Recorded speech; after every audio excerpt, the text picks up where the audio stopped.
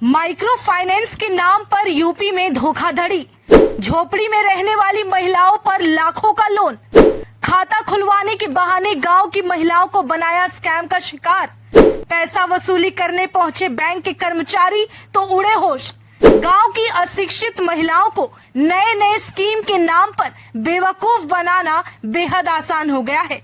वहीं कुछ लाभ का लालच देकर गांव की मासूम महिलाओं को धोखाधड़ी का शिकार बना दिया जाता है। दरअसल माइक्रो फाइनेंस के स्कैम का ताजा मामला उत्तर प्रदेश से सामने आया है। वहीं ये पहली बार नहीं है, बल्कि इससे पहले भी और भी कई राज्यों में भोली भाली महिलाओं को गुमराह करके लाखों की ठगी की गई है। दरअसल यूपी के सिद्धार्थनगर की रहने वाली महिलाओं की नींदें तब उड़ गई जब बैंक के कर्मचारी उनके पते पर लोन का लाखों रुपए लेने वापस पहुंचे। सोचिए कि लाखों का लोन उन महिलाओं और परिवार पर है जो झुग्गी झोपड़ी में रहती हैं, या तो उनके पास खुद का जमीन तक नहीं है। उन महिलाओं को लोन का पता भी नहीं। दरअसल एक महिला ने आपबीती बताई और शिकायत दर्ज कराई, जिसके बाद ये मामला सामने खुलकर आने लगा और भी कई महिलाओं ने इसी तरह की शिकायत दर्ज कराई। चलिए जानते हैं क्या है पूरा मामला।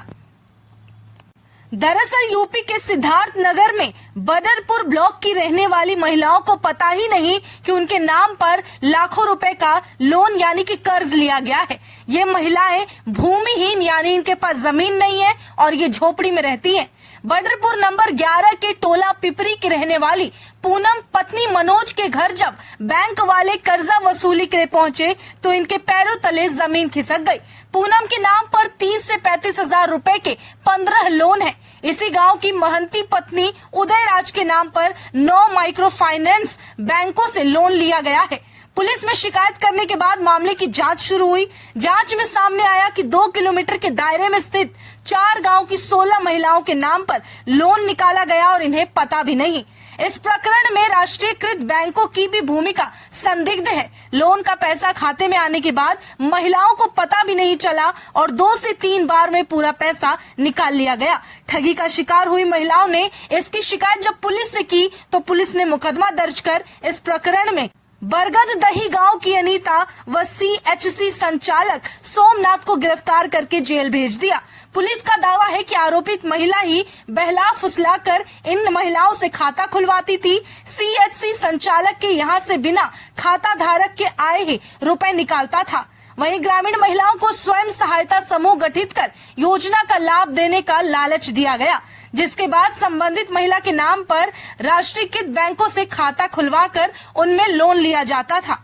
खाता खुलने के बाद माइक्रो फाइनेंस कंपनी से उनके नाम पर कर्जा उठाया जाता था और एक एक महिला के नाम पर 15-15 माइक्रो फाइनेंस बैंक से लोन निकाला गया। पुलिस ने माइक्रो फाइनेंस कंपनी से पूछा कि किस आधार पर स्वयं सहायता समूह का ऋण स्वीकृत किया गया, जबकि एक नाम पर पहले ऋण हो जाता है तो दूसरी कंपनी पूरी तरह से पड़ताल करने के बाद ही आगे की कार्रवाई करती है।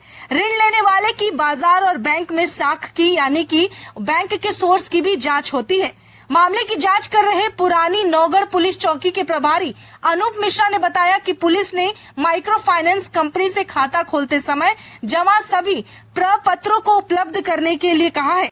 इस पूरे मामले पर ग्रामीण महिलाओं ने जो शिकायत दर्ज कराई, इस मामले की विवेचना कर रहे SI को निर्देशित किया गया कि पूरे पारदर्शिता के साथ इस मामले की जांच करें। इस मामले में किसी की भी अगर संलिप्तता है, अगर कोई इसमें शामिल है, उसके खिलाफ कार्रवाई की जाए और सख्त से सख्त एक्शन लिया जाए।